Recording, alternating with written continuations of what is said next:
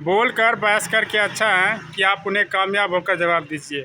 देखिएगा आगे वाले बंदे का क्या रिएक्शन होता है। उन्हें बहुत गुस्सा आएगा जब आप कामयाब हो जाइएगा। तो ये छोटी छोटी बातों को आप ध्यान में रखिए, क्योंकि आपकी ये छोटी छोटी बातें आपको मोटिवेशन की ज़रूरत पड़ सकती है। तो आप ऐसा काम कीजिए ताकि आपको लगे नहीं हम लाइफ में कुछ कर सकते हैं। कुछ कीजिएगा आपके अंदर तभी हो पाएगा। जब कीजिएगा तभी आपके अंदर कॉन्फिडेंस जगेगा और आप खुद कीजिएगा। लेकिन कोई भी काम कीजिएगा दिल लगा कर।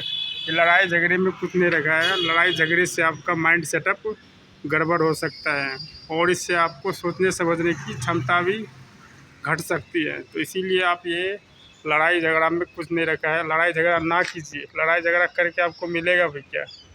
कभी सोचा है आपने आपके माँ बाप पर क्या बीतेगा अगर आपको कुछ हो गया तो? ये छोटी छोटी बातें आप खुद अपने आप को बोल सकते हो, सोच सकते हो, क्योंकि आप खुद समझदार हो। क्योंकि आप बच्चे तो हो नहीं, आपको समझाना पड़ेगा। क्योंकि आपको पता ही है आपके माँ बाप कितना पैसे लगाया है पढ़ाने लिखाने में। तो आप अगर अगर आप उनको कोई ऐसी चीज़ ना दे पाए तो फ़ायदा क्या है पढ़ाने लिखाने का?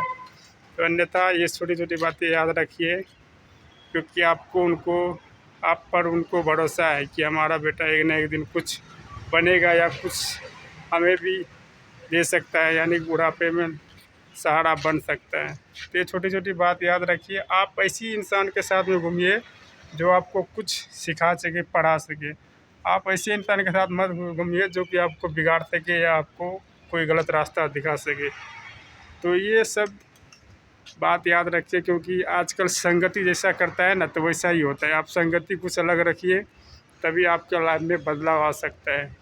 और आप सोचने समझने का क्षमता जब तक आप अपने आप को नहीं संभालिएगा तब तक नहीं हो पाएगा। आप अपने आप माइंड से बोलिए कि नहीं ये हम काम करेंगे।